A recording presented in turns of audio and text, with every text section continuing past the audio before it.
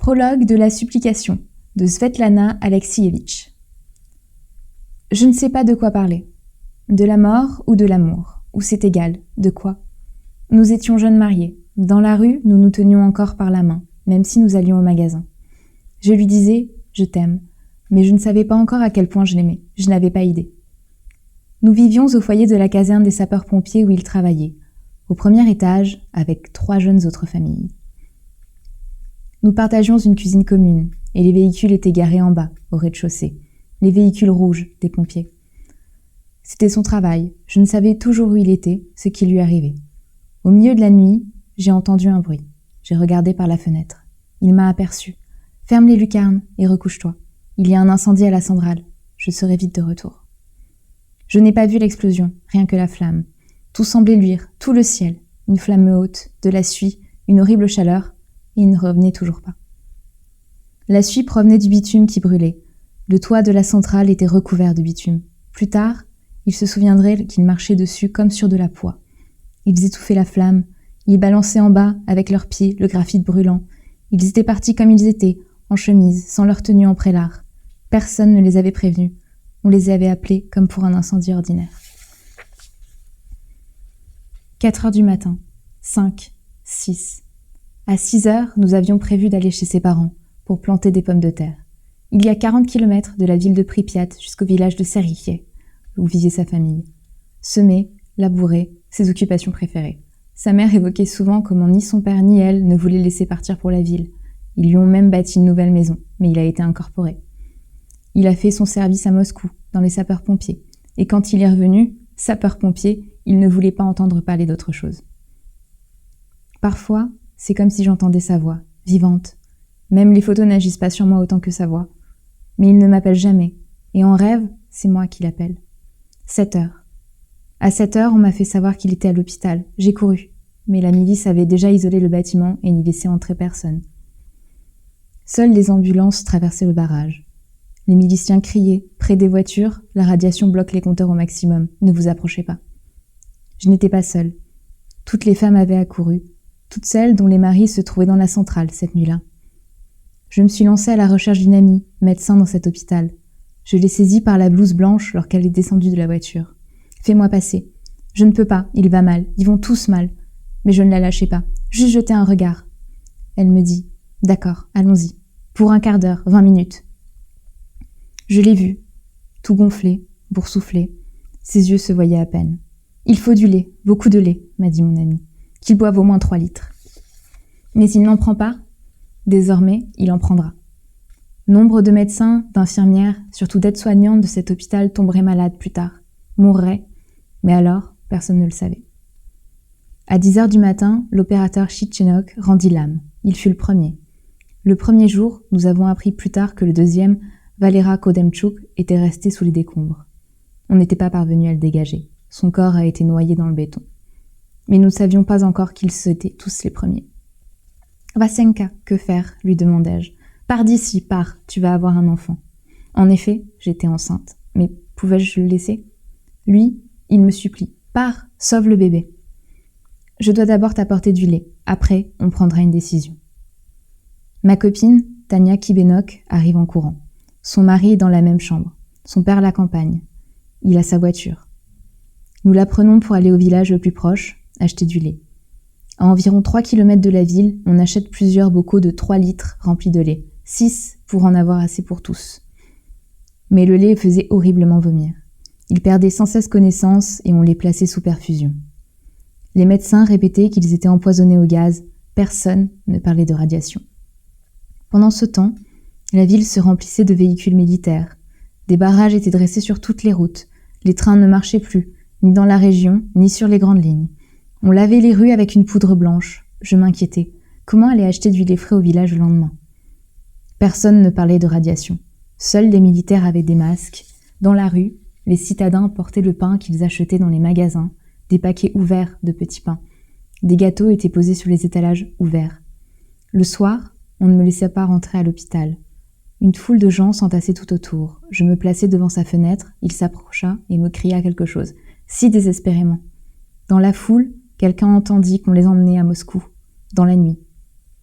toutes les épouses se rassemblèrent. Nous décidâmes de partir avec eux. « Laissez-nous rejoindre nos maris, vous n'avez pas le droit. » On se battait, on se griffait. Les soldats, des soldats déjà, nous repoussaient. Alors, un médecin sortit et confirma le départ pour Moscou en avion. Mais nous devions leur apporter des vêtements. Les leurs avaient été brûlés à la centrale. Les autobus ne roulaient plus et nous nous égaillâmes à travers toute la ville en courant. À notre retour, chargé de sacs, l'avion était déjà parti. Il nous avait trompés, exprès, pour nous empêcher de crier, de pleurer. La radio annonça que la ville allait être évacuée, probablement pour 3 à 5 jours. Prenez des vêtements chauds, des survêtements de sport, vous allez vivre en forêt, dans des tentes. Les gens s'en réjouissaient même. Une escapade dans la nature, on y fêterait le 1er mai. C'était tellement inhabituel. On préparait des chachliks pour le voyage. On emportait des guitares, des magnétophones. Seules pleuraient celles dont les maris avaient physiquement souffert. Je ne me souviens pas de la route. C'est comme si je n'étais revenue à moi qu'en voyant ma mère. « Maman, Vassia est à Moscou. On l'a emmenée dans un avion spécial. » Nous avons fini les semailles dans le potager. Et une semaine plus tard, on évacuerait le village. Qui savait? Qui pouvait savoir alors? Dans la soirée, j'ai été prise de vomissements. J'étais enceinte de 6 mois. Et je me sentais si mal. Dans la nuit, j'ai rêvé qu'il m'appelait. Tant qu'il était en vie, il m'appelait dans son sommeil. Liusia, Liusienka. Et après sa mort, il ne l'a plus fait une seule fois. Pas une seule fois. Le matin, je me suis levée avec l'idée de me rendre à Moscou, moi-même. Où vas-tu aller dans ton état? Pleurait sa mère. Nous avons également préparé les affaires de mon beau-père pour le voyage. Il retira l'argent qu'ils avaient à la caisse d'épargne. Tout leur argent. Je ne me souviens pas du voyage non plus. Le chemin est également sorti de ma mémoire.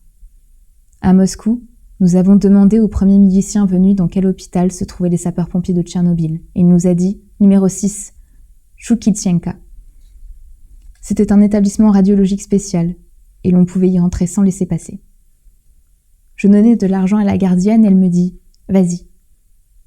Il me fallut encore quémander et supplier d'autres personnes. Finalement, je me retrouvais face au chef de service radiologique, Angelina Vassilieva Guskovka. Et je ne connaissais pas encore son nom, je ne retenais rien. Je savais seulement que je devais le voir. Elle me demanda aussitôt « Avez-vous des enfants ?» Comment pouvais-je lui dire? Je comprenais déjà combien il était important de taire ma grossesse. Sinon, cette femme ne m'aurait pas laissé le voir. Heureusement, j'étais maigre et on ne devinait rien. « Oui, répondis-je. Combien ?» Je lui dis en avoir 2. Pour un seul, elle ne m'autorisera même pas à rentrer. Un garçon et une fille.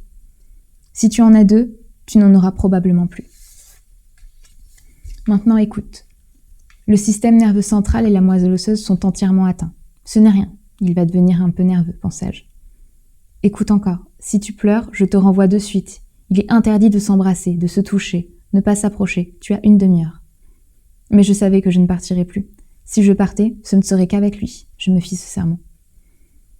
J'entrai. Ils sont assis sur un lit, jouent aux cartes et rient. « Vassia !» lui crie-t-on. Il se retourne. « Je suis perdue, les gars. Même ici, elle m'a retrouvée. » Il est tellement drôle. On lui a donné un pyjama de taille 48 alors qu'il fait un 52. Les manches sont trop courtes. Les jambes du pantalon sont trop courtes. Mais l'œdème sur son visage a déjà disparu. On lui a administré une perfusion pour cela. Je lui demande « Et où donc a-t-il disparu si soudainement ?» Il veut m'embrasser. « Reste assis, le médecin le retient loin de moi. On ne s'en lasse pas ici. » Nous avons tourné cela à la blague, et tout le monde a accouru, y compris des autres chambres. Tous les nôtres, ceux de Pripyat. Ils étaient 28 à prendre l'avion. « Que se passe-t-il là-bas chez nous à la ville ?» Je réponds que l'évacuation a commencé, que la ville va être évacuée de 3 à 5 jours. Les hommes se taisent, mais il y a là 2 femmes également. L'une d'elles était de garde au contrôle de la centrale, le jour de l'accident, et elle se met à pleurer. « Mon Dieu, mes enfants sont là-bas, que deviennent-ils » J'avais envie de rester seule avec lui, même seulement 1 minute. Les autres le sentirent, et chacun inventa une excuse pour sortir dans le couloir. Alors je l'enlaçai et l'embrassai. Il s'écarta. « Ne t'assieds pas près de moi, prends une chaise. » « Mais ce n'est rien. » Je fis un geste de dérision avec le bras. « As-tu vu où s'est produite l'explosion? Qu'est-ce que c'était? Vous étiez les premiers à arriver. » « C'est certainement un sabotage. Quelqu'un l'a fait exprès. Tous nos gars sont de cet avis. » C'est ce qu'on disait alors, ce qu'on pensait. Le lendemain, à mon arrivée, ils étaient déjà séparés, chacun dans sa chambre. il leur était catégoriquement interdit de sortir dans le couloir, d'avoir des contacts entre eux. Ils communiquaient alors en frappant les murs. Point, trait, point, trait. Les médecins avaient expliqué que chaque organisme réagit différemment aux radiations et que ce que l'un pouvait supporter dépassait les possibilités des autres. Là où ils étaient couchés, même les murs bloquaient l'aiguille des compteurs, à gauche, à droite et à l'étage en dessous. On avait dégagé tout le monde, il ne restait plus un seul malade. Personne autour d'eux. Pendant 3 jours, je logeais chez des amis à Moscou. Ils me disaient « Prends la casserole, prends la cuvette, prends tout ce dont tu as besoin ». Je faisais du bouillon de dinde pour 6 personnes, nos 6 gars, les sapeurs-pompiers de la même équipe. Ils étaient tous de garde cette nuit-là. Vatchouk, Kibenok, Titenok, Pravik, Tishtura. Au magasin, je leur ai acheté du dentifrice, des brosses à dents et du savon. Il n'y avait rien de tout cela à l'hôpital. Je leur ai aussi acheté de petites serviettes de toilette. Je m'étonne maintenant du comportement de mes amis. Ils avaient sûrement peur. Ils ne pouvaient pas ne pas avoir peur. Des rumeurs circulaient déjà. Et pourtant, ils me proposaient quand même. Prends tout ce qu'il te faut, prends. Comment va-t-il? Comment vont-ils tous? Est-ce qu'ils vivront? Vivre. J'ai rencontré alors beaucoup de gens bien. Je ne peux pas me souvenir de tous. Le monde s'est alors rétréci jusqu'à un point, s'est contracté, lui seul. Je garde en mémoire une aide-soignante âgée qui m'expliquait « Il y a des maladies que l'on ne peut pas traiter. Il faut s'asseoir près du malade et lui caresser les mains. » Tôt le matin, je fais le marché, près de chez mes amis, puis je cuisine le bouillon. Il faut tout passer au tamis, haché menu. Quelqu'un m'a demandé « Apporte-moi une pomme, avec 6 bocaux d'un demi-litre, toujours pour 6. » À l'hôpital, j'y reste jusqu'au soir. Et le soir, je retourne à l'autre bout de la ville. Combien de temps aurais-je tenu? Mais 3 jours plus tard, on me proposa de loger dans la résidence des médecins, dans l'enceinte de l'hôpital. Mon Dieu, quel bonheur! Mais il n'y a pas de cuisine là-bas. Comment vais-je leur faire à manger? Vous n'avez plus à cuisiner. Leurs estomacs ont cessé d'accepter la nourriture. Ils changeaient. Chaque jour, je rencontrais un être différent. Les brûlures remontaient à la surface, dans la bouche, sur la langue, sur les joues. D'abord, ce furent de petits chancres, puis ils s'élargirent. La muqueuse se décollait par couches, en pellicule blanche. La couleur du visage, la couleur du corps, bleu, rouge, gris-brun. Et tout cela m'appartient, et tout cela est tant aimé, on ne peut pas le raconter, on ne peut pas l'écrire. Je l'aimais, je ne savais pas encore à quel point je l'aimais. Nous étions jeunes mariés, nous sortions dans la rue. Il m'attrape par les mains, me fait tourner, il m'embrasse, et les gens passent, tout le monde sourit. Le pronostic du mal aigu des rayons est de 14 jours. L'homme meurt en 14 jours. Le premier jour à la résidence, les dosimétristes m'inspectèrent. Mes habits, mon sac, mon portefeuille, les chaussures, tout brûlait. On me prit tout aussitôt. Même les sous-vêtements, on me laissa seulement l'argent. En échange, on me donna un peignoir de l'hôpital, taille 56, et des chaussons, 43. Peut-être vous rendra-t-on vos habits, peut-être pas, car il est probable qu'on ne pourra pas les nettoyer, me dit-on. C'est dans cet accoutrement que j'apparus devant lui. Il eut peur. « Mon Dieu, mais qu'est-ce que tu as ?» Je m'évertuai quand même à faire du bouillon. Je plongeai une résistance électrique dans un bocal de verre pour y faire bouillir de l'eau, et j'y jetai des morceaux de poulet, de minuscules morceaux. Puis, quelqu'un me donna une petite casserole, une femme de ménage ou une réceptionniste de la résidence, je crois. Quelqu'un d'autre me fournit une petite planche sur laquelle je coupais du persil frais. Je pouvais alors aller au marché dans les vêtements de l'hôpital. Quelqu'un m'apportait ses herbes. Mais tout était vain, et il ne pouvait même pas boire ou gober un œuf cru. Et je voulais tellement lui procurer une gourmandise quelconque, comme si cela pouvait l'aider. J'ai couru jusqu'au bureau de poste. « Les filles, je dois téléphoner d'urgence à mes parents, à Ivano-Frankovsk. Mon mari est en train de mourir ici. » Elles ont, je ne sais comment, compris aussitôt d'où je venais et qui était mon mari. Elles ont établi la liaison en un instant. Le jour même, mon père, ma sœur et mon frère prirent l'avion pour Moscou. Ils m'apportèrent des affaires, de l'argent. Le 9 mai. Il m'a dit « Tu ne peux pas t'imaginer comme Moscou est beau, surtout le jour de la victoire avec les feux d'artifice. Je veux que tu vois cela. » Je me suis assise près de lui, il a ouvert les yeux. « Fait-il jour ou nuit ?» Il est 9 heures du soir. « Ouvre la fenêtre, les feux d'artifice commencent. » J'ai ouvert la fenêtre. Au 7e étage, la ville entière s'étalait devant nous. Un bouquet de feux jaillit dans le ciel. Ça alors? J'ai promis de te montrer Moscou, j'ai promis de toujours t'offrir des fleurs, à toutes les fêtes. Je tourne la tête. Il fait surgir 3 œillets dissimulés sous son oreiller. Il avait donné de l'argent à une infirmière pour qu'elle les achète. Je bondis vers lui et lui donne un baiser. Mon unique, mon amour, il me gronde. Qu'est-ce que les médecins t'ont dit? Il ne faut pas m'enlacer, il ne faut pas m'embrasser. On ne me le permettait pas. Mais je relevais et le faisais s'asseoir. Je changeais ses draps, je lui donnais le thermomètre et le lui reprenais. Je lui apportais le bassin et le lui enlevais. Et pour cela, personne ne me disait rien. C'était bien que cela se passât dans le couloir et pas dans sa chambre. Ma tête se mit à tourner. J'agrippai le rebord de la fenêtre. Un médecin passait, il me prit la main. Et soudain, « Vous êtes enceinte ?»« Non, non. » J'avais tellement peur que quelqu'un nous entende. « Ne me mentez pas, soupira-t-il. » J'étais dans un tel désarroi que je n'eus pas le temps de lui demander quoi que ce fût. Le lendemain, on m'empla chez la responsable. « Pourquoi m'avez-vous trompé? Je n'avais pas le choix. Si j'avais dit la vérité, vous m'auriez renvoyé chez moi. Un pieux mensonge. Vous ne savez pas ce que vous avez fait. Mais je suis avec lui. Toute ma vie, je serai reconnaissante à Angelina Vassilievna Kouskovska. Toute ma vie. » D'autres épouses étaient venues, mais on ne les avait pas laissées rentrer. Les mères étaient avec moi. La mère de Volodia Pravik implorait Dieu sans cesse. « Prends-moi à sa place. » Un professeur américain, le docteur Gale, a procédé à une greffe de moelle osseuse. Il me consolait. Il existe un espoir, petit, mais un espoir quand même. C'est un organisme tellement puissant, un gars tellement fort.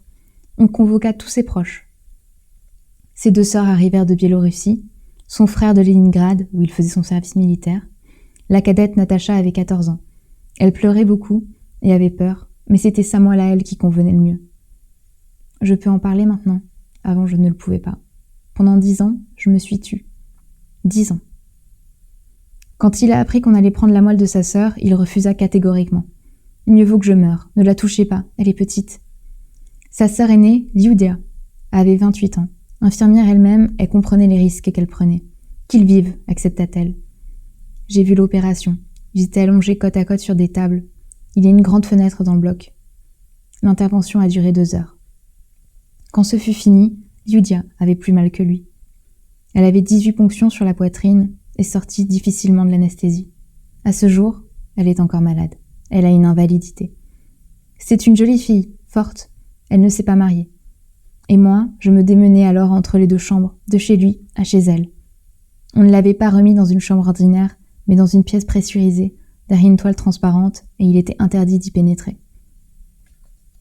Il y avait des appareils spéciaux pour faire des piqûres, introduire un cathéter sans rentrer. Mais tout n'était retenu que par des bandes velcro ou des loquets, et j'ai appris à m'en servir, à les desserrer, et à me faufiler près de lui. Une petite chaise se trouvait près de son lit. Il allait tellement mal que je ne pouvais plus m'absenter. Il m'appelait tout le temps. « Lyusia, où es-tu? Lyusienka ?» Il m'appelait sans cesse. Le service des autres chambres pressurisées où se trouvaient nos gars était assuré par des soldats. Les aides-soignantes de l'hôpital avaient refusé. Il exigeait des habits de protection. Les soldats portaient les bassins, lavaient le plancher, changeaient les draps. Ils faisaient tout. D'où venait-il? Je ne leur demandais même pas. Il n'y avait que lui. Et chaque jour, j'entendais « mort, mort ». Tishtora, mort. Titenok, mort. Mort comme un coup de marteau sur le crâne. Les selles 25 à 30 fois par jour, avec du sang et des mucosités. La peau des bras et des jambes se fissurait. Tout le corps se couvrait d'ampoules. Quand il remuait la tête, des touffes de cheveux restaient sur l'oreiller. Je tentais de plaisanter. C'est pratique, plus besoin de peigne. Bientôt, on leur rasa le crâne. Je lui coupais les cheveux moi-même. Je voulais faire tout ce qu'il fallait pour lui. Si j'avais pu tenir physiquement, je serais restée 24 heures sur 24 près de lui. Je regrettais chaque minute perdue. Je regrettais chaque petite minute. Mon frère est venu. Il avait peur. Je ne te laisserai pas entrer là. Mon beau-père lui a dit « Mais est-ce qu'on peut empêcher une femme comme elle de faire quelque chose? Elle passera par la fenêtre, elle grimpera par l'escalier de secours. » Je me suis absentée. À mon retour, une orange était posée sur sa table de chevet. Une grande orange, pas jaune, mais rosée. Il me sourit. On me l'a offerte, prends-la. À travers la toile plastique, l'infirmière me fait un signe. On ne peut pas la manger. Si elle est restée quelque temps près de lui, on ne peut seulement même pas la manger, mais on a même peur de la toucher. S'il te plaît, mange-la, me demande-t-il. Tu aimes tellement les oranges. Je la prends. Et entre-temps, il ferme les yeux et s'endort. On lui faisait continuellement des piqûres pour qu'il dorme, des drogues. L'infirmière me regarde d'un air effaré. Et moi, je suis prête à faire n'importe quoi, pourvu qu'il ne pense pas à la mort, qu'il ne pense pas que sa maladie est horrible, que j'ai peur de lui. Des bribes d'une conversation me reviennent en mémoire, quelqu'un m'exhorte. Vous ne devez pas oublier que ce n'est plus votre mari, l'homme aimé qui se trouve devant vous, mais un objet radioactif avec un fort coefficient de contamination. Vous n'êtes pas suicidaire, prenez-vous en main. Et moi comme une folle, je l'aime, je l'aime. Pendant son sommeil, je chuchotais, je l'aime. Je marchais dans la cour de l'hôpital, je t'aime. Je portais le bassin, je t'aime. Je me souvenais de notre vie avant. Dans notre foyer. Il s'endormait seulement quand il me prenait la main. Il avait cette habitude, me tenir la main, toute la nuit. Et à l'hôpital, je prenais sa main et je ne la lâchais plus. La nuit, le silence, nous sommes seuls. Et il me regarde très, très attentivement et me dit « J'ai tellement envie de voir notre enfant. Comment va-t-il ? Comment allons-nous l'appeler ? Tu lui trouveras un nom toute seule. Pourquoi seule, puisque nous sommes deux ? Alors, si c'est un garçon, que ce soit Vassia. C'est une fille, Natacha. Comment cela, Vassia ? J'ai déjà un Vassia, toi, je n'ai pas besoin d'un autre. Je ne savais pas encore combien je l'aimais. Lui, rien que lui, comme une aveugle. Je ne sentais même pas les coups sous mon cœur. Et pourtant, j'en étais au 6e mois. Je pensais qu'il était à l'intérieur de moi, mon petit, qu'il était protégé. Aucun des médecins ne savait que je dormais dans la chambre pressurisée. Ils ne le soupçonnaient même pas. C'était les infirmières qui me laissaient rentrer. Au début, elles tentaient de me dissuader. « Tu es jeune, à quoi penses-tu ? Ce n'est plus un homme, mais un réacteur. Vous allez vous consumer ensemble. » Je courais derrière elle comme un petit chien. Je restais des heures devant la porte. Je quémandais, suppliais. Finalement, elles me dirent « Que le diable t'emporte, tu es folle. » Le matin, avant 8 heures, lorsque commençait la visite médicale, elle me faisait signe à travers la toile transparente. « Cours !» Je m'enfuyais, pour 1 heure à la résidence. Et de 9h du matin à 9h du soir, j'avais un laissez-passer. Mes jambes étaient bleues jusqu'aux genoux tellement j'étais fatiguée. Tant que je restais avec lui, rien ne se passait. Mais dès que je m'absentais, on le photographiait. Il n'y avait aucun vêtement. Il couchait nu, juste recouvert d'un drap léger que je changeais tous les jours. Le soir, il était tout couvert de sang. Lorsque je le soulevais, des morceaux de peau restaient collés sur mes mains. Je lui dis « Chérie, aide-moi. Appuie-toi sur le bras, sur le coude, autant que tu peux, pour que je puisse bien lisser ton lit, qu'il n'y ait ni couture, ni pli. » Car même la plus petite des coutures lui faisait une plaie. Je me suis coupé les ongles jusqu'au sang pour ne pas l'accrocher. Aucune des infirmières ne pouvait s'approcher de lui et le toucher. S'il leur fallait quelque chose, elle m'appelait. Et l'on prenait des photos. Il disait que c'était pour la science, mais je les aurais chassés tous, je les aurais frappés. Comment pouvait-il ? Tout était à moi, tout aimait de moi. Si j'avais pu ne pas les laisser rentrer, si seulement j'avais pu. Je passe de la chambre dans le couloir et je me heurte au mur, au canapé que je ne vois pas. Je dis à l'infirmière de garde, il est mourant. Elle me répond, qu'imaginais-tu ? Il a reçu 1600 rongeants dans le dose mortelle de 400. Tu côtoies un réacteur. Tout à moi, tout aimé. Après leur mort à tous, on a fait des travaux à l'hôpital. Les murs ont été raclés, le parquet démoli, jeté, tout ce qui était en bois. Après, la fin, je ne me souviens plus que par bribes. Et puis, la coupure. Je passe la nuit près de lui, sur la petite chaise. À 8 heures, je lui dis « Vassenka, je m'en vais, je vais me reposer un petit peu. » Il ouvre et ferme les yeux, me laisse partir. Je suis à peine arrivée à la résidence, à ma chambre, et me suis étendue par terre. Je ne pouvais pas me coucher sur le lit, le corps me faisait trop mal. Une infirmière frappe à ma porte. « Viens, cours le voir, il n'arrête pas de te réclamer. » Mais ce matin, Tania Kibenok m'a tellement supplié. « Accompagne-moi au cimetière, sans toi je ne pourrais pas. » On enterrait son mari, et Volodia Pravik. Vitya et Vassia étaient très amis. Nos familles étaient amies. La veille de l'explosion, nous avions pris une photo ensemble au foyer. Que nos hommes étaient beaux, gais, le dernier jour de notre vie d'avant. Comme nous sommes heureux. De retour au cimetière, j'appelle rapidement l'infirmière. « Comment va-t-il » ? « Il est mort, il y a un quart d'heure. » « Comment » ? J'avais passé toute la nuit dans sa chambre. Je ne m'étais absentée que 3 heures. Je suis restée près de la fenêtre, à hurler. On entendait dans toute la résidence, on avait peur de m'approcher. Puis je suis revenue à moi. Le voir, une dernière fois, le voir. J'ai dévalé l'escalier. Il était encore dans la chambre pressurisée. On ne l'avait pas emporté. Ses dernières paroles ont été « Yusia, Lucienka. L'infirmière l'a calmée. Elle est juste sortie. Elle revient tout de suite. Il a soupiré, apaisé. Je ne me suis plus détachée de lui. Je l'ai accompagné jusqu'au cercueil. Bien que je ne me souvienne pas d'un cercueil, mais d'un grand sac plastique. Ce sac, à la morgue, ils me demandèrent « Voulez-vous voir comment nous l'avons habillé ?» Et bien sûr que je le voulais. Il était revêtu de sa grande tenue, la casquette posée sur sa poitrine. On n'avait pas pu le chausser, car personne n'avait pu trouver de chaussures à sa taille, ses pieds étaient trop gonflés. Il avait fallu couper également l'uniforme, car il était impossible de le lui enfiler. Il n'avait plus de corps solide, il n'était plus qu'une énorme plaie. Les 2 derniers jours à l'hôpital, je lui ai soulevé le bras et l'os a bougé, car la chair s'en était détachée. Des morceaux de poumon, de foie, lui sortaient par la bouche. Il s'étouffait avec ses propres organes internes. J'enroulais ma main dans une bande et la lui mettais dans la bouche pour en extraire ces choses. On ne peut pas raconter cela, on ne peut pas l'écrire. Et c'était tellement proche, tellement aimé. Il était impossible de lui enfiler des chaussures, on le mit pieds nus dans le cercueil. Sous mes yeux, dans son grand uniforme, on l'a glissé dans le sac plastique que l'on a noué. Et ce sac, on l'a placé dans un cercueil en bois. Et ce cercueil, on l'a couvert d'un autre sac en plastique transparent, mais épais, comme une toile cirée. Que l'on a tout mis dans un cercueil en zinc. Seule la casquette est restée en dehors. Tout le monde est venu à l'enterrement. Ses parents, les miens.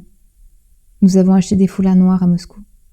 Une commission extraordinaire recevait les familles. On disait la même chose à tout le monde.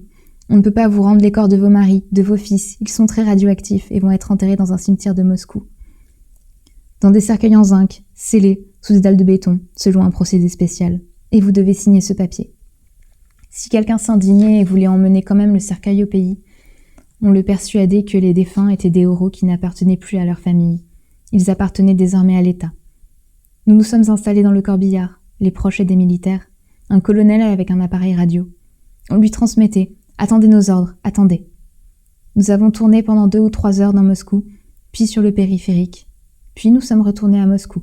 On communique.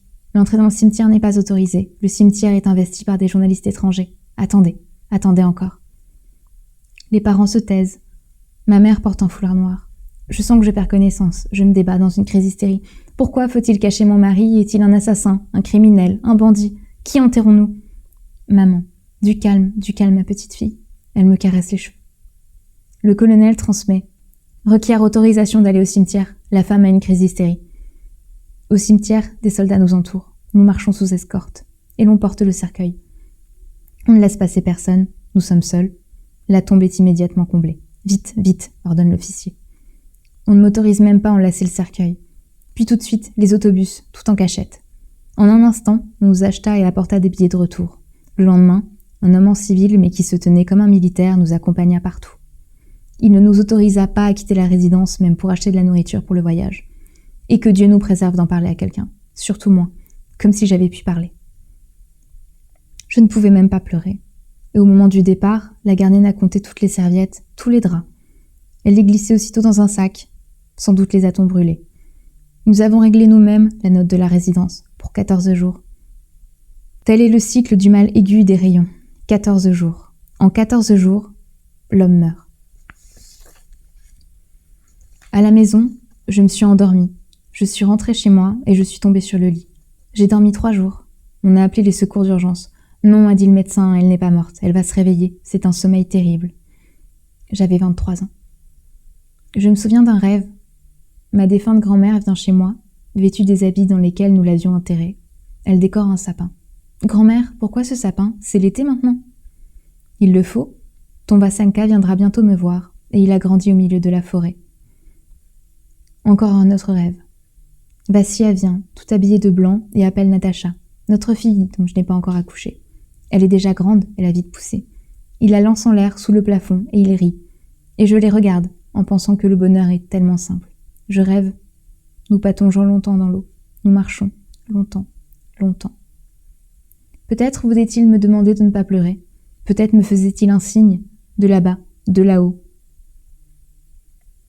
2 mois plus tard, je revins à Moscou. De la gare, droit au cimetière. Chez lui. Et là, ce fut là que j'eus les premières douleurs. Dès que je lui parlais.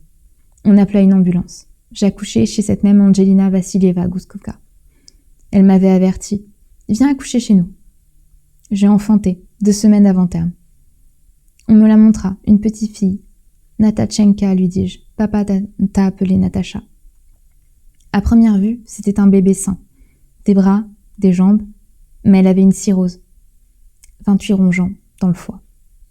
Malformation cardiaque congénitale. 4 heures plus tard, on m'a annoncé que ta fille était morte. Et de nouveau, il était impossible de vous la rendre. Comment ? Vous n'allez pas me la rendre ? C'est moi qui ne vous la rendrai pas. Vous ne voulez pas me la prendre pour la science. Je hais votre science. Je la hais. D'abord, elle me l'a pris. Lui. Et maintenant, elle en veut encore. Je ne la donnerai pas. Je l'enterrerai moi-même, à côté de lui. Ce ne sont pas les vraies paroles. Non, pas les vraies. Après une hémorragie cérébrale, je ne peux pas crier, ni pleurer. Voilà pourquoi ce ne sont pas les vraies paroles. Mais je vais vous dire, personne ne le sait. Lorsque j'ai refusé de leur donner ma fille, notre fille, ils m'ont apporté une boîte en bois. Elle est là. J'ai regardé, on l'avait emmaillotée dans des langes. Alors j'ai pleuré. Installez-la à ses pieds. Dites que c'est notre Natachenka. Mais là, sur la tombe, il n'est pas marqué Natacha Ignatenko. Là, il n'y a que son nom à lui. Elle était encore sans nom, sans rien. Je vais toujours chez eux avec 2 bouquets. L'un pour lui, l'autre, au coin de la stèle, pour elle. J'avance à genoux, près de la tombe. Toujours à genoux. On m'attribua un appartement à Kiev, dans un grand immeuble, où habitent maintenant tous ceux de la centrale nucléaire. C'était le grand 2 pièces dont nous rêvions avec Vassia, et moi, j'y devenais dingue. Dans chaque coin, là où je posais le regard, il était là. J'entrepris des travaux pour ne pas rester assise, pour oublier. Et ce fut ainsi pendant 2 ans, un rêve. Nous marchons ensemble, mais il va pieds nus. Pourquoi es-tu toujours pieds nus ? Parce que je n'ai rien à me mettre. Je suis allée à l'église, le pope m'a donné un conseil. Il faut acheter des chaussons d'une grande pointure et les placer dans un cercueil, avec un mot pour dire qu'ils sont pour lui. Je l'ai fait. Je suis allée à Moscou tout droit dans une église. À Moscou, je suis toujours plus près de lui. C'est là qu'il repose. Au cimetière Miskin Kohoï. Je dis au prêtre que, voilà, j'ai besoin de transmettre des chaussons. Il me demande, sais-tu comment procéder ? Il m'a expliqué. On emmenait justement un vieux grand-père pour l'office des morts. Je m'approche du cercueil, soulève le voile et y place les chaussons. As-tu écrit le mot ? Oui, mais je n'ai pas indiqué dans quel cimetière il était. Là-bas, ils sont tous dans le même monde, on le retrouvera. Je n'avais plus aucun désir de vivre. Dans la nuit, je me tenais près de la fenêtre et regardais le ciel. Vassenka, que puis-je faire ? Je ne veux pas vivre sans toi. Dans la journée, je passais près d'un jardin d'enfants et m'arrêtais pour regarder. Je ne pouvais cesser de regarder les enfants. Ça me rendait folle. Et j'ai commencé à supplier la nuit. Vassenka, je veux un enfant. J'ai peur de rester toute seule. Je ne le supporterai plus. Vassenka. Et une autre fois, j'ai dit comme ça. Vassenka, je n'ai pas besoin d'un homme. Pour moi, il n'y a pas meilleur que toi. Je veux un enfant. J'avais 25 ans. J'ai trouvé un homme. Je lui ai tout raconté. Toute la vérité. Nous nous sommes vus, mais je ne l'ai jamais fait venir chez moi. À la maison, je ne pouvais pas. Là, c'est Vassia. Je travaillais dans une confiserie. Je sculptais un gâteau et les larmes coulaient. Je ne pleurais pas, les larmes roulaient toutes seules. La seule chose que je demandais aux autres filles, ne me prenez pas en pitié, si vous me plaignez, je quitterai ce travail. Je voulais être comme tout le monde. On me remit l'ordre d'essaîner à Vassia, rouge. Longtemps, il me fut impossible de le regarder, les larmes roulaient. Je donnais naissance à un garçon. Maintenant, j'ai quelqu'un pour qui vivre et respirer. Il comprend tout très bien. Maman, si je pars chez mamie pour 2 jours, tu pourras respirer ? Non, je ne pourrai pas. J'ai peur de me séparer de lui, même pour une seule journée. Nous marchions dans la rue, je me suis sentie tomber. C'est à ce moment que j'ai eu mon hémorragie cérébrale, là, dans la rue. Maman, je peux t'apporter de l'eau ? Non, reste à côté de moi, ne va nulle part. Et j'ai serré fort son bras. Je ne me souviens pas de la suite. J'ai rouvert les yeux à l'hôpital, mais je le tenais tellement fort que les médecins ont eu du mal à desserrer mon étreinte. Et un bleu est resté longtemps visible sur sa peau. Maintenant, quand nous sortons, il me dit « Maman, ne me prends pas par le bras, je ne te quitterai pas. » Il est malade lui aussi. 2 semaines à l'école, 2 semaines à la maison, avec un médecin. Voilà comment nous vivons. Chacun a peur pour l'autre. Eva Sia est dans chaque coin. Ses photos. La nuit, je lui parle et lui parle. Encore. Les gens de la centrale vivent à côté de moi, les gardiens, comme on les appelle. Ils ont travaillé là toute leur vie. Et à ce jour, ils continuent à prendre leur poste. Plusieurs d'entre eux ont des maladies terribles, sont invalides, mais ils n'abandonnent pas la centrale. Qui a besoin d'eux aujourd'hui? Et où? Beaucoup meurent, sur le coup. Un homme était assis sur un banc, et il est tombé. Un autre attendait l'autobus dehors, et il est tombé. Ils meurent, mais personne ne les a véritablement interrogés sur ce que nous avons vécu. Les gens n'ont pas envie d'entendre parler de la mort, de l'horrible. Mais moi, je vous ai parlé d'amour et de comment j'aimais.